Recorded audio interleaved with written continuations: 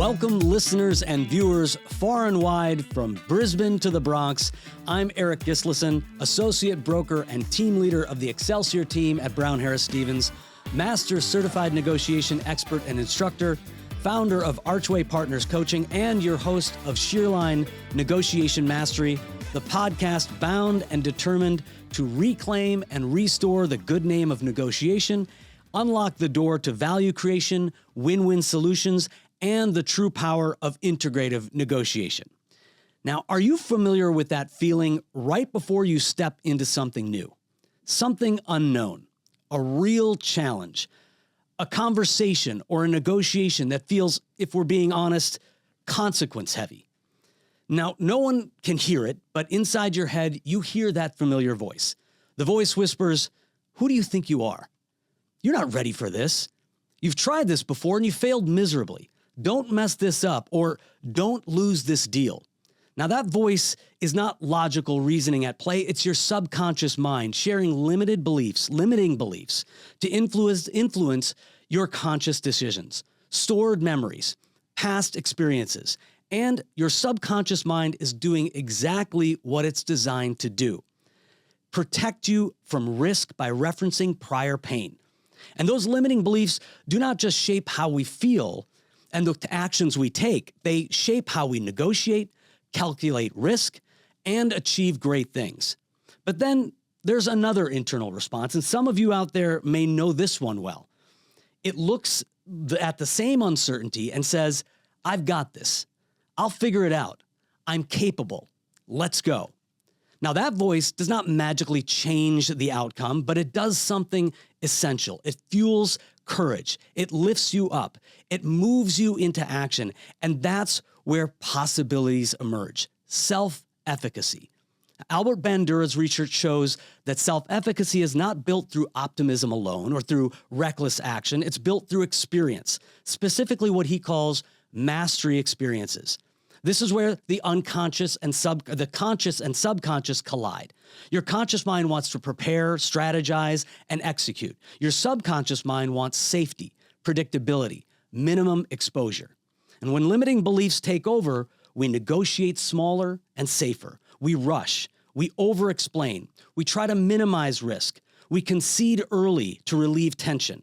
In short, we sell ourselves short and our clients short because we don't believe maximum success is achievable.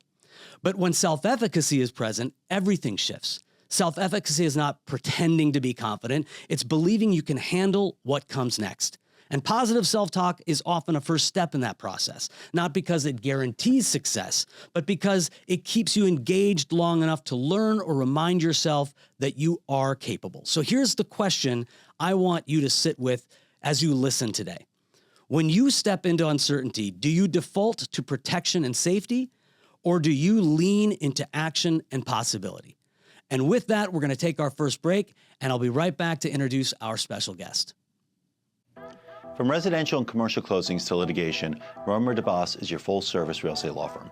We blend big firm knowledge with boutique-level attention, delivering outcomes that exceed every expectation. Contact us at romerdeboss.com.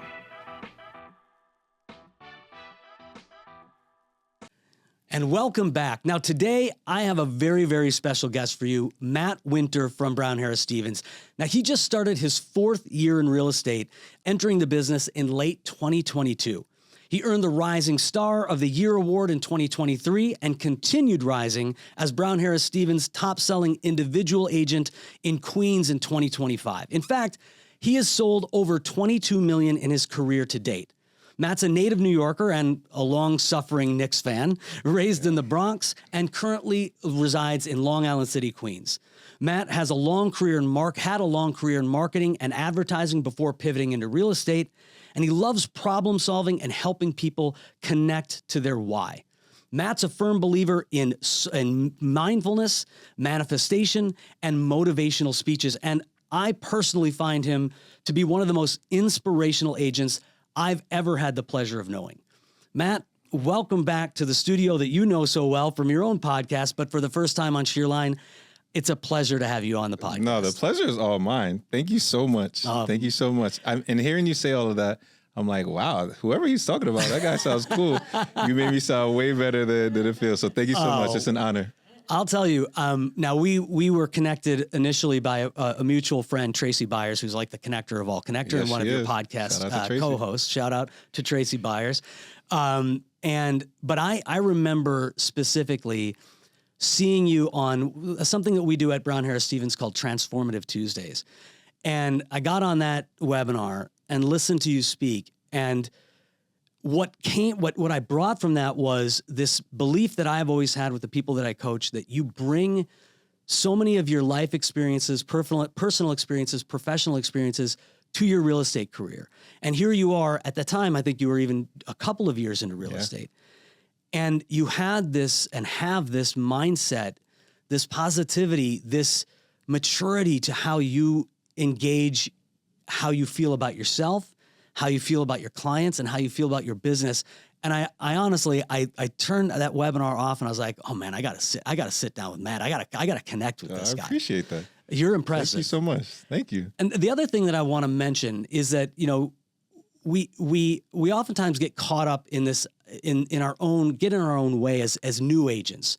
And so those new agents who are in the business, I hope what you'll take away from this conversation today is some motivation and some positivity and this belief in yourself that there's so much more that you have to give your clients right now as a new agent than you think.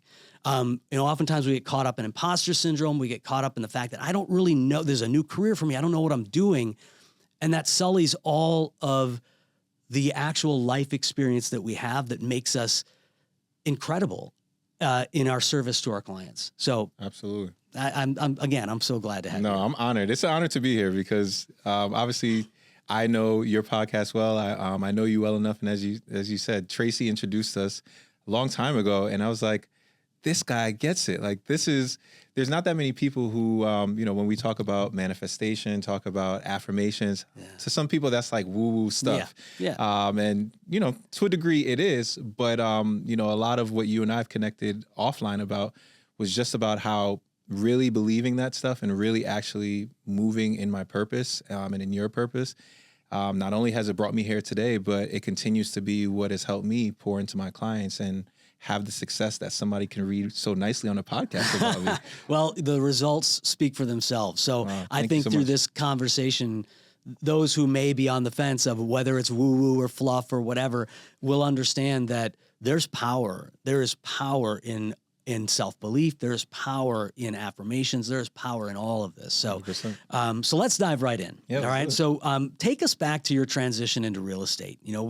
What was the catalyst for that change and how did you make that move? Yeah, absolutely. So as you said, this is the beginning of my fourth year. So 2022, and actually it was before 2022 because as you said, I grew up in the Bronx and I moved to Long Island City in 2020 with my now wife. But at the time, she's my girlfriend. We're moving in together. I had previously lived in Harlem for 10, 11 years, and I was very, very comfortable. I kind of knew what my life looked like. I worked in marketing, worked in advertising. To a degree, this is everything that I wanted. But it still felt like something wasn't connecting. It almost was this feeling of, though I could check a box and felt accomplished to a degree on paper, it didn't feel like I was moving in the way that I was proud of, or at least something that felt representative of me actually using my abilities. And the reason why is because in advertising, I was good at it. I had strived to become, one day a CMO. I wanted to be that, but I never felt like I was actually helping people. And I've always been a people person. And so at that point in 2020, my girlfriend and I were moving to Long Island City, and I had never interacted with a realtor in my life, which is ironic now considering my career. Yeah. But I didn't know what a realtor actually looked like in terms of the interaction. And so for me at the time, I was still trying to figure out how am I going to afford getting a ring for this girl so that she doesn't run away because it's been so long. And lo and behold, I had this interaction with this realtor that, look, for those who know realtors, we come a dime a dozen. But this person, fortunately or unfortunately, set the bar really low. And then when I had to pay him at the end of the transaction, I was like, this guy makes money doing this? Oh, wait a minute, maybe I dig. Yeah, right. But all that to say, that was an idea that popped into my mind of like, well, maybe there's something that I can do, even if it's just passively with this real estate thing, that maybe I can figure out how to carve a path. Yeah. And one thing led to another. And I would say that the best decision that I made was to just take the money from my tax refund and put it towards a real estate class and get my license and join Brown Harris Stevens. And I've been here ever since. And so, we a lot of clients that are watching this podcast, as well as real estate professionals, probably either their career started in a similar way where they had an underwhelming experience with a real estate professional and went, wait a minute, this seems like something I could do better than that person. Right. And then clients out there who have probably forked over that money and went, what exactly am I paying for? Right. And again, through this conversation, I think they'll understand that there's so much more that goes into it. But when you did make that transition, how was it initially? I mean, did you get out there right away and start to do deals to get that traction? I mean, no, it was scary. And look, the reality is every day is scary. It's a contact sport in a different way where you really have to put yourself on the line. If you're really going to do this, and I'm someone who, if I'm doing anything, I'm going to do it 110%. Knowing that for me, it was always about being able to, if at that point in time, it was about me being able to afford this ring for my fiance, wife, I needed to really be able to go, 100% at this. And at that time, 100% also meant 100% in my day job. Yeah. But it was scary because I didn't know what I didn't know. One thing about me, I'm always going to research. I'll watch the heck out of some YouTube videos, read the books. I'll do the thing to make sure that I'm as informed as possible. But I knew the skills that I was coming in with, they had value. I had a long career doing something that was related. Sure. But I didn't know how to sell real estate. And so no matter how much the imposter syndrome hit me in the face of like, what are you doing? Like you don't know anything about even a rental. Yeah. The why of, look, you got to find this money and you have something here that maybe if you just commit to it, it can turn into something. Yeah. That was enough to let me overcome the fears on a day-to-day basis when things weren't working out, or I didn't really know what I was doing, but the little momentum was like, all right, it's worth at least continuing. And you were still, if I heard you right, you were still straddling both careers. Yeah. Believe it or not, and most people don't know this, for like half of my real estate career, majority of my real estate career, I still had that a full-time job, but it was a lot. But the why was big enough that it was like, look, if you're going to be able to make this happen, this is the only way you're going to be able to really get that kind of money, because New York is expensive. So you got to find a way. So in your early career or those early days, we have talked about limiting beliefs. What limiting beliefs showed up for you, especially when things didn't go as planned with clients or with leads? Yeah, I think the limiting beliefs for me, what they looked like was a lot of, I hit rejection. We hit rejection every day. And to a degree, I would say I've always been comfortable with rejection, but it's not knowing what rejection looks like. And rejection comes in so many different forms. And so back then, I'm out of the Long Island City office. I'm in Queens, and I don't really know what high level real estate looks like. I have the aspirations, but I don't really know what it looks like on a day-to-day basis. And so for me, a lot of the early was trying to figure out, who can I kind of like mirror my career after, or what does this look like? What does the day-to-day look like? I wasn't on a team. I'm not on a team. And so just being able to be in an environment where I can say, okay, if this is what this looks like, let me try to figure that out. But early on, a lot of not having that, I would actually attribute to actually helping me, because there was just a day that I'll never forget where, I did a lot of door knocking. I still do door knocking, but to a lesser degree, reading books or watching these podcasts of ways that people get leads. I was like, all right, well, no one's giving me leads. They lied about that. There's so many things just going down the list of like, oh, this is going to be easy. I was like, all right, so let me just go down this list. I landed on cold calling, and I was like, all right, I don't mind talking to strangers, but I don't see anybody else at a high level doing this thing. So for me, the rejection of having to call these strangers, figure out a script, figure out to say the right thing to be able to get them to be open to talking to me, and then continuing to do that and just iterate on that. It was scary early on because I didn't know if I was doing the right thing. But I realized from hearing and almost not seeing people do it, where it was like, all right, if I can carve this little thing out for myself, maybe this could be how I could get on.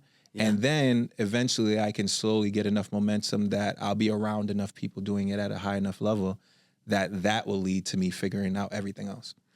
So when you were having those setbacks, like the missed opportunities, cold calling, the things that you were trying to figure it out, how did you talk to yourself? Like, how did positive self-talk work its way or help you in those moments? Yeah. No, good question, because my relationship with motivational speeches and kind of just getting myself up to a degree of being ready to do this thing, even if it's cold calling. I still, to this day, I have to listen to my affirmations to get myself in like the mindset. That was born long before I was in real estate. And because I knew how it helped me, whether it was athletically or if it was, in my other career, being able to get myself confident about doing this task, I knew a lot of it. I've always kind of known it starts with me. And, to a degree, that's a gift, but also being able to be comfortable with the fact that it's on you. And so for me, knowing that for cold calling and a lot of these other things that are difficult, unless I can get my mind in a mind state that no matter what the outcome is, separating it from that and just knowing that you're committing to the action, you're not committing to the result. That took a lot of time to really be able to know and get comfortable with. But I knew that in order for me to be comfortable doing this thing that was so out of the ordinary of what I was used to, I was already going to have to come in with some kind of confidence. And I knew that the only way I could feel confident was by trying to put myself consistently in a state of feeling confident. It's amazing because I think that, oftentimes we think about self-talk and affirmations and that idea of reminding ourselves that we are capable, that we are enough, that we can do this, that it has that pre-benefit of getting us into a mindset where we can take action. But the reality is, like, when you really understand what self-confidence is, it's really the definition of it is it's that failures do not define me, right? And if I understand that look, I'm not married to the outcome, or that the outcome is not really what I'm seeking, it's the action that I'm seeking, and I'm going to learn from that action. And if I truly believe that the failure does not define me, that changes the way that I behave, or it changes the way that I move forward, whether there's a successful outcome or not. 100%. And it's even the combination of hearing that from so many people who we look up to say that. Just hearing them say it. I mean, we all know that representation matters. And so being able to not only see yourself, but hear yourself, or knowing that people like a Kobe Bryant, for example, Mamba mentality is, this billion-dollar business almost at this point. But what it actually means, I and many people look up to Kobe Bryant, and his unfortunate death was unfortunate. But I think the power of his message in being able to say that this guy, you've heard him say this thing over and over. He always will tell you straight up, he was never the most gifted. He was never the most talented, but he worked his butt off.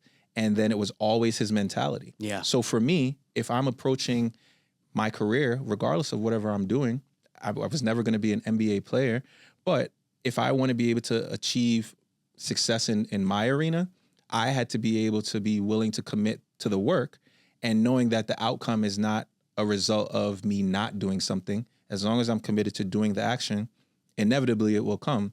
And even when you hit closed doors or adversity, as long as you commit to doing it every day, maybe I can achieve some level of success just through the consistency of it. I love that so much.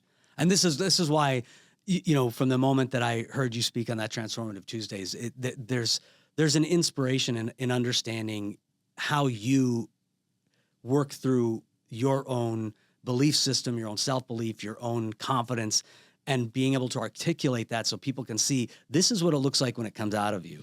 I appreciate that. It's really impressive. But it's a daily struggle. I don't want anybody at home to think that it's like, man, I can never do that, because like you have to have this confidence.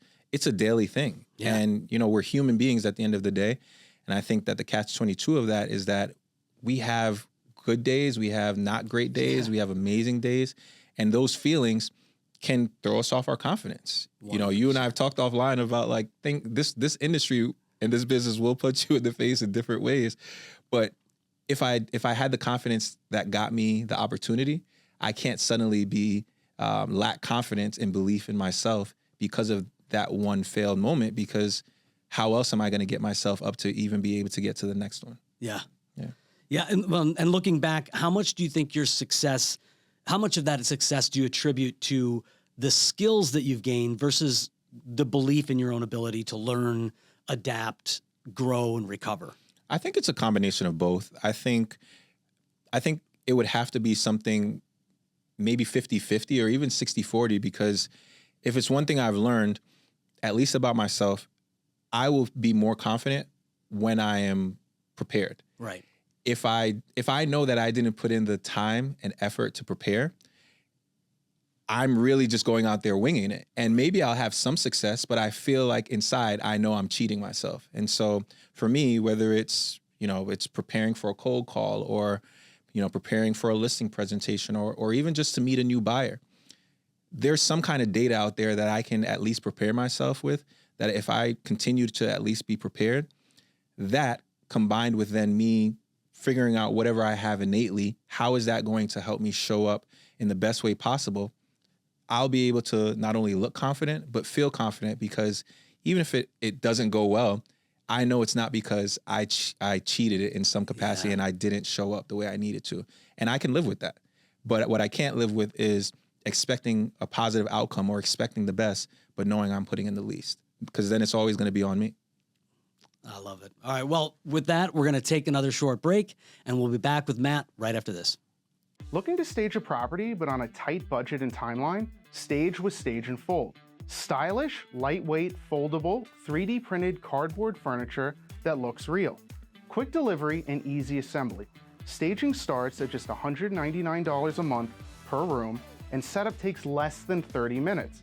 Contact us today to stage smarter, sell faster, save thousands with Stage and Fold.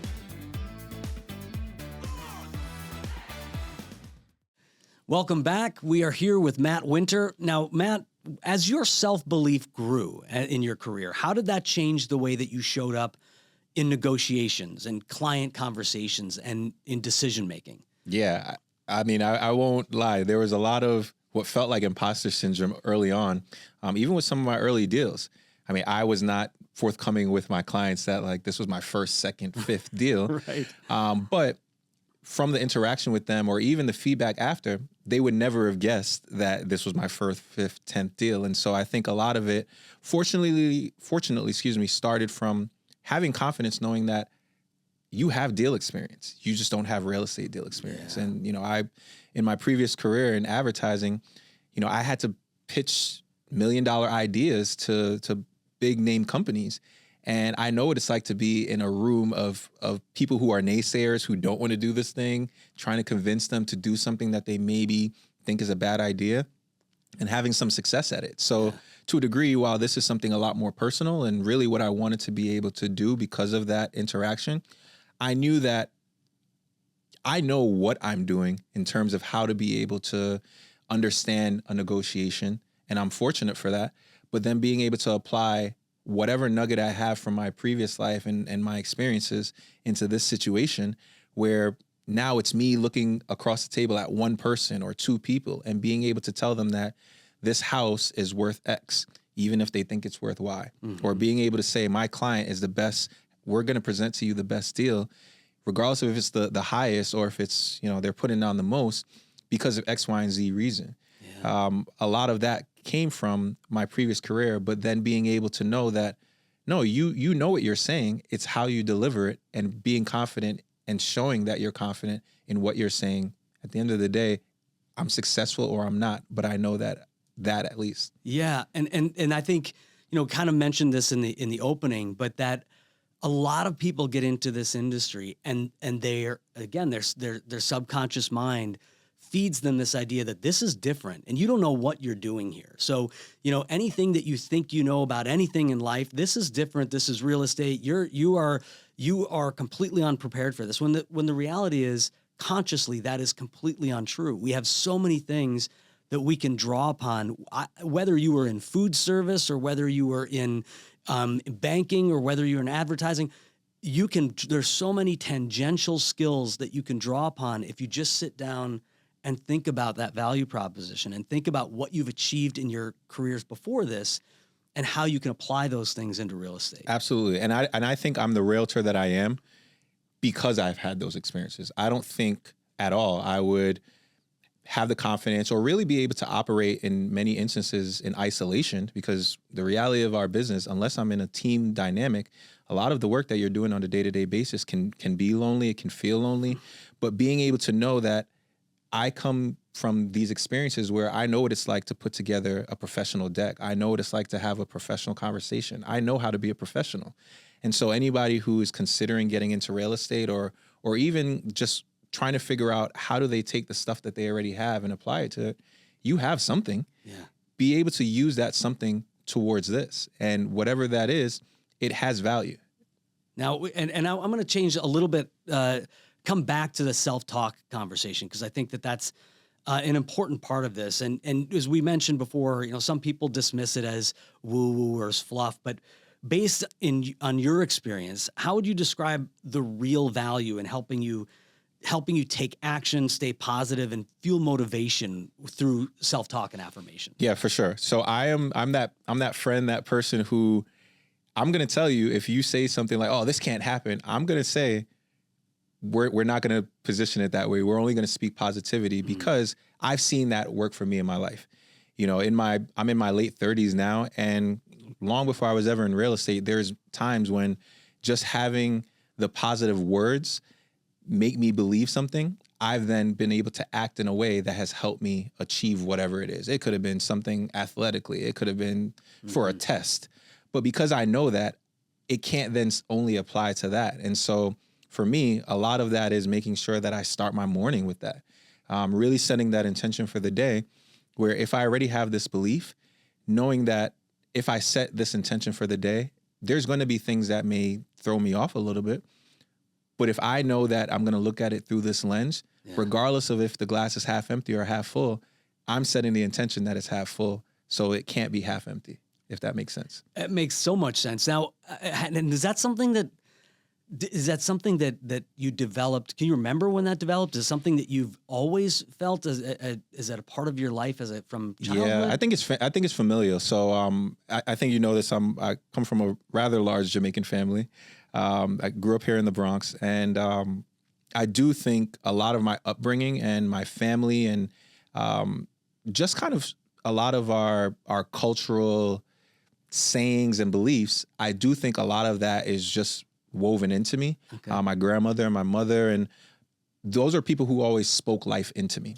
I was very fortunate to have always had people from a young age instill in me a strong self-belief, so that knowing that if these people believe this thing about me, I don't want to make them liars. I got to go out there and show it. And so I do believe that there's something to it where I know that if I didn't have that, maybe I wouldn't be as confident or wouldn't know the power in that. Yeah. But I also have always heard from my grandmother, there's power in the tongue.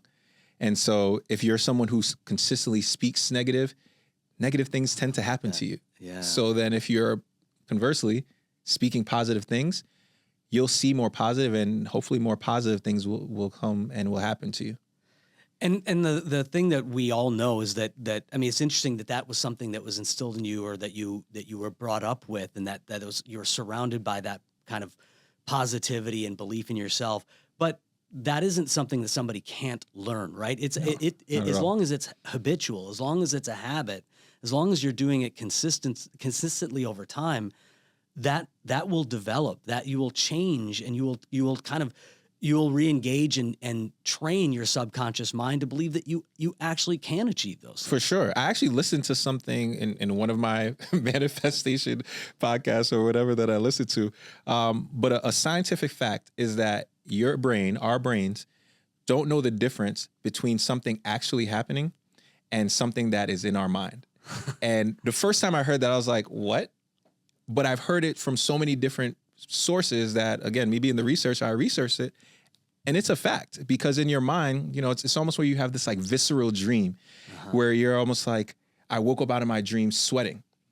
Whatever happened in the dream didn't actually happen, but your mind believed it. Yeah. And so taking that same power, if you tell your mind, oh man, I'm going to close this $1 million deal, and you just said it, oh, I'm $1 million closer, and you get your mind and your body to actually move in that capacity and believe it, if just off science alone, it's more likely to happen than not. Sure. Yeah. So can you think of describe a moment or a specific instance where gratitude or perspective helped you regulate frustration and stay focused instead of spiraling into that self-doubt? Yeah, absolutely. I'm someone who's big on gratitude. Again, that was before real estate, but I actually think one of the best and most important skills or beliefs or whatever you want to call it is gratitude in our business. Because if you're not grateful for what you already have, no matter how small or how big it is, you're never going to be grateful or see the value in achieving more. And it's always going to be this fleeting thing where you're never going to be happy. And in our business, because of how fleeting success can be, you can have a string of successful deals and then the next 10, you lose them. Right. It can happen that quickly. But if you aren't grateful for the moments that you had those 10, or even grateful for the opportunity to be in those positions, the universe, God, whatever you believe in, why would you then get more of it? Mm-hmm. And so for me, I can firmly believe that there was a deal, one of my earliest deals, being partly in the right place at the right time, but how I showed up was authentic to myself, and I was grateful for not only the opportunity, but grateful for being able to have started to see the manifestation of the work that I've been putting in. Now here I am with this thing. Now I can't fumble it. Now I have to actually show what I believe. And so, I was able to close this deal, but the client said to me afterwards, they were like, Matt, you are such an authentic person. And we've interacted with many realtors in the past. Believe it or not, we have been looking for a long time and nothing ever clicked. But the way you made us feel and the fact that we never felt pressured, but also in the way that you showed up for us, that made us feel more confident in not only you, but moving forward with this deal. And that was probably the best thing that could have happened to me early in my career, because then I was like, aha, if that works for them at whatever price point that was, why would that be different for anybody else? Just continue to show up as yourself, and that should be easier than anything else. I think that is such a nugget, a gold nugget from what people can take away. This idea that your authenticity, your gratitude helped the buyer, or helped. This happens with so many clients in our lives. If we work in this way, that what we're doing helps them unlock their own possibilities through seeing us, because then now they trust us because we are authentic and we're showing up in a way that a lot of other agents don't. And now they can see something that they didn't see in front of them before. I'll give you an even more real-time example. So just this week, there's a client, which would be, and I'm going to speak it into existence, one of the biggest deals I've ever done in my career. We're working through it and we're on the path to putting in the offer and all these things. But when I started working with these clients, these are people that they don't know me from Joe Schmo.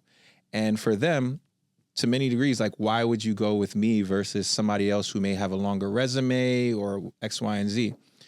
And this client specifically, they're in the finance space and they're very like buttoned up, and you can tell they're used to dealing with that type of person. Mm-hmm. And he asked me straight up, he said, well, Matt, like, how do you build confidence in your clients? And I said, well, what do you mean? He said, in your business, it's just push, push, push, push, push. And I was like, I could see why you would say that. And I'm going to be honest with you, and maybe this will make you not want to work with me, but I personally am not a push, push, push person. So if I'm pushing you, that's not me being authentic to myself. I actually believe in attracting. And he was like, what do you mean by that? I was like, look, at the end of the day, I believe that I have what it takes to help you get what you want. And I'm going to continue to show up and do the things that I know you need and also that I'm hearing you say. But I don't have to push you towards that. And if you want an agent that will push you and consistently like push you, say, hey, pick me, pick me, pick me, there's 1,000 of them out there. But to work with me, know that, and I believe that by attracting the energy of, not that I don't need you, I want to work with you, but I'm not the person who's going to be pushing. And I still think that I'll get you the level of success, if not more, just by being myself and doing that. And he's my client now. And he said to me straightforward this week, he said, look, we were between you and somebody else, and they were the push person. And we didn't like that. And I don't know that person's resume. I'm sure they're successful. But for this person, that works. Mm-hmm. And me being me, if I continue to just be me, I don't have to push knowing that it's not going to be authentic just to try to win over somebody else. Oh, I love that story. I love it. Well, we're going to show some gratitude to our sponsors, and we'll be right back after this. I'm Brian Scott Cohen, one of the top loan originators in the country, and the #1 mortgage originator at Guaranteed Rate Infinity. Guaranteed Rate Infinity arguably has the most advanced tech in the industry. Our completely digital loan process makes it easy and efficient for homeowners, from a 15-minute pre-approval to the digital application and through closing. My team and I would love to help you get into the home of your dreams. All right, and we are back. Now, Matt, for someone early in their career who's struggling with doubt or slow momentum, things that you struggled with early in your career as well, what would you want them to understand about the role self-belief plays in long-term success? Yeah, I think, I talked a little bit about imposter syndrome, and that's something that we all deal with to a degree. And I think early in our careers, it's easy to feel like a fraud because you think that many of us believe that if you have to drive this certain car or you have to, wear this kind of suit to actually look like this thing. My advice to you, and probably the most transformative advice I ever heard, shout out to Brandon Morenin, who I actually heard this from. It's, who do I have to be or act like that I already am to become that? And what that means is, let's just say a multi-million-dollar real estate agent. What does a multi-million-dollar real estate agent look like? Not in terms of how they dress, not in terms of the flashy things. What are their habits? That is what and how you should move. That doesn't take spending thousands, millions of dollars to actually have this thing that's a show. The confidence that can come from just continuing to do the action as if you already are that person, you continue to do that over and over and over again, you're going to look up one day and you already are that thing because you've already been doing all the habits of that thing. Everything else is just going to follow. So don't get caught up in trying to be this superficial thing. Social media is an unfortunate part of our business that you have to play into. But to authentically be something that you may think that you're not, start with doing the actions that you think that thing, that person, that being does. Mm-hmm. And the more consistently you do that, over time, you're already going to be that person and you may not even realize it. Oh, I love it. I love it. Well, I could keep pumping you for information. This is great. But I do want to get on to one of my favorite parts of the Shear Line podcast, and that's the lightning round. Okay. So we get to learn a little bit more about you. So first we have to cue the lightning round music.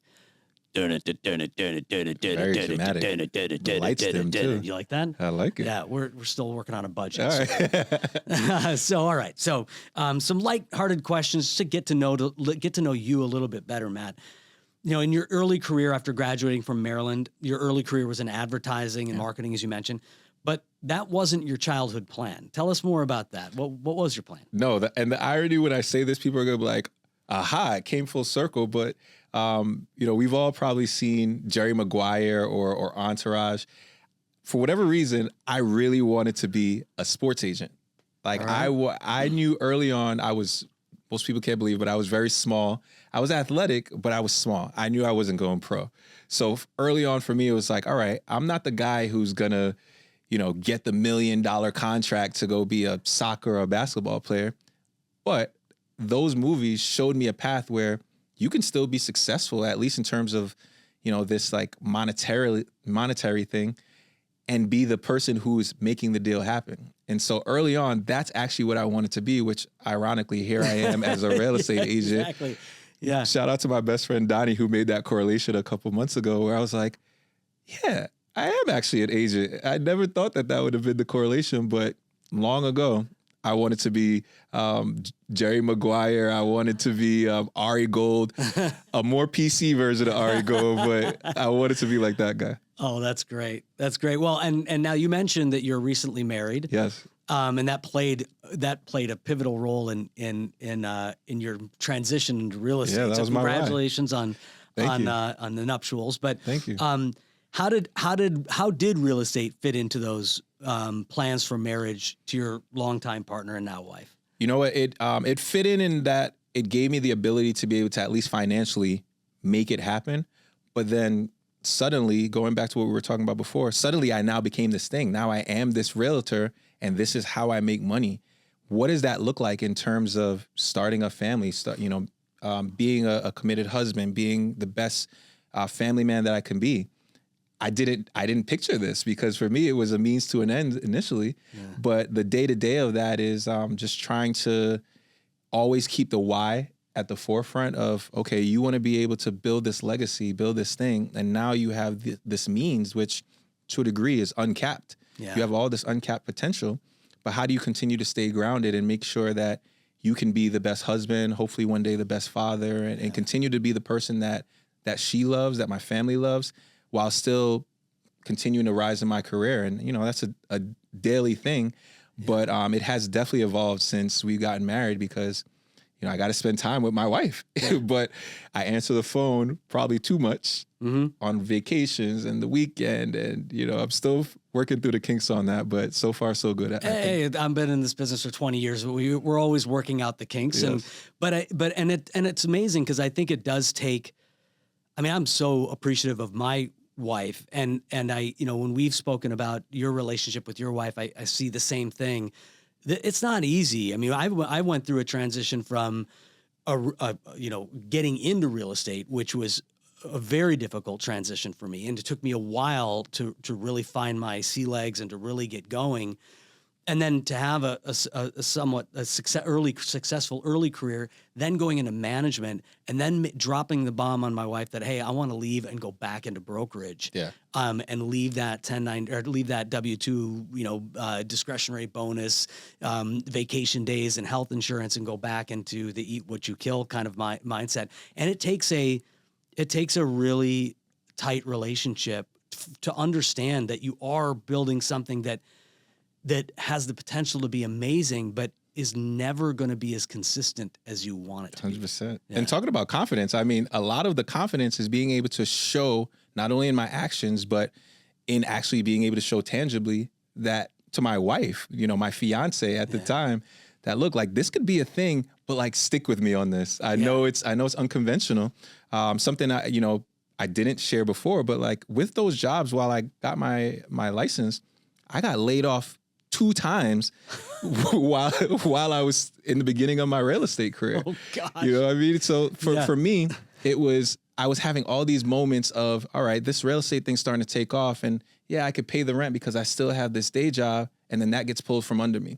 And then me having to say to my wife, Amaya, like, yeah, babe, I want to really focus on this real estate thing. I know it's not paying the rent or doing all the things, and her looking at me like I'm crazy, but being able to use that as a why of like, all right, if I really want to be able to make this my full-time career, and now I'm fortunate to be able to do that, I have to be committed to putting in the work, that even if I'm confident in what I know I can do, I got to be able to prove to my wife that she could be confident that I could do it too. Yeah.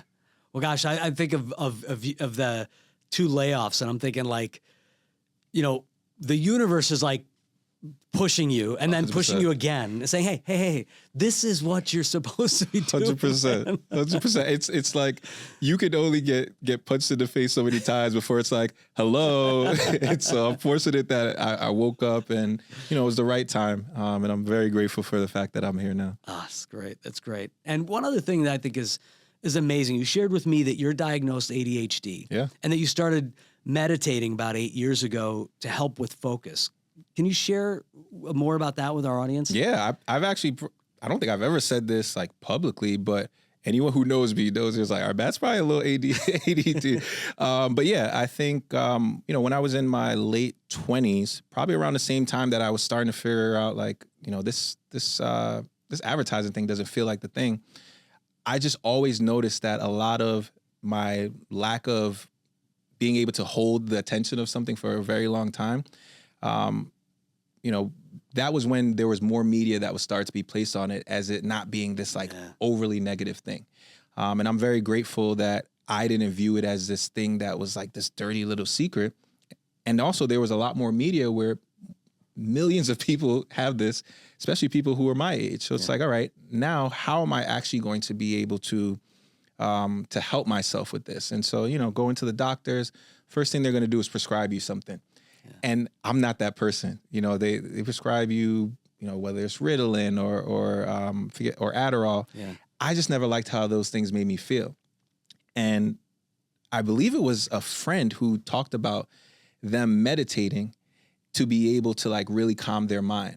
Whereas the medicine was almost to a degree just this like short fuse that was able to give you focus, whereas they were getting this longer burst, so to speak, from meditation. So I said, you know what, I'll give it a try.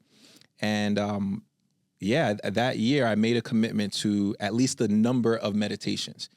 To this day, I've been meditating 8 years, and I can't say that I'm a master meditator at all, but I have noticed from back then that it did help me to really be able to start my day off with that, with the gym, and really be routine focused.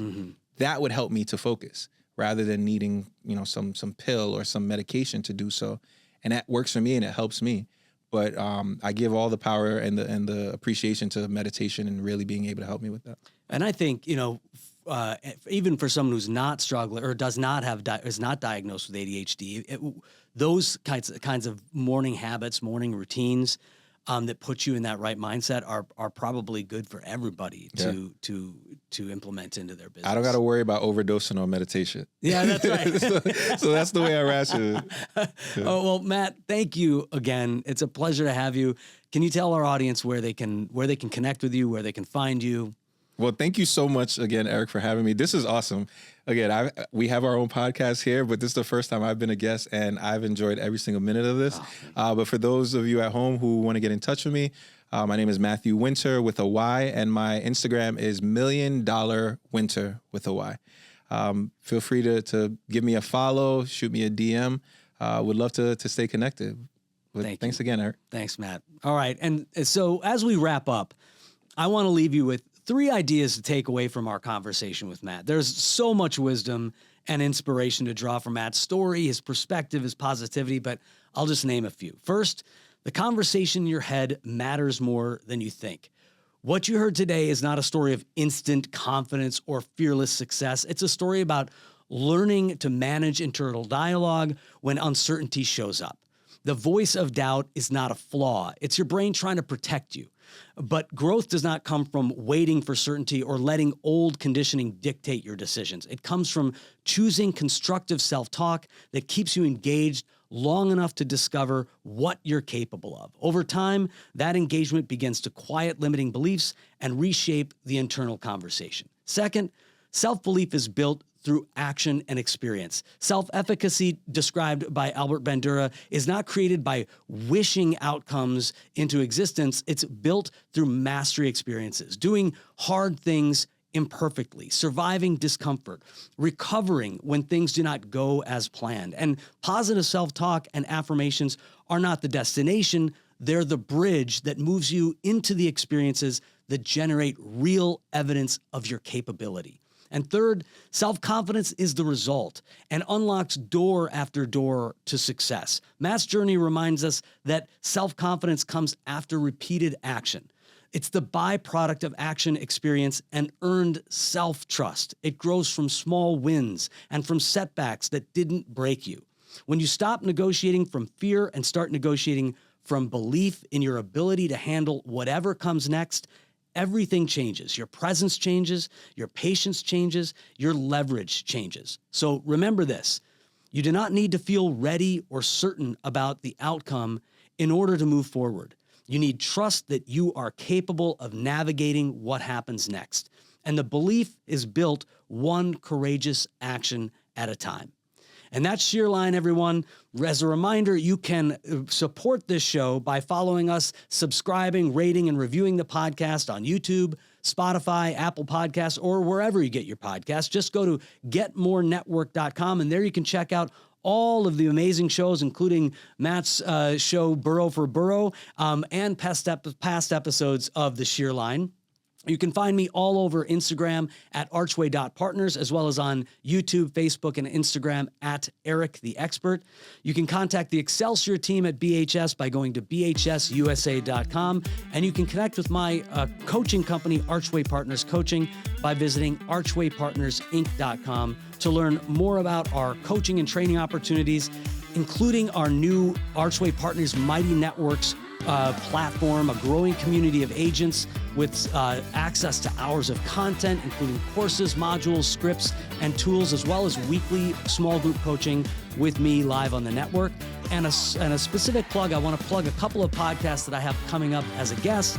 I'll be on DJ Paris's Keeping It Real. That will be dropping in a couple of weeks. And right here on the More Network, I'm going to be joining the Comedy and Closings podcasts. And so look out for that one as well. So remember, everybody, there's a key for every lock, but it's the right combination of grooves, cuts, and teeth that lift the pins and create the shear line. Until next time, keep turning curiosity into connection, mystery into mastery, and keep unlocking what's possible. We'll see you next time, everybody.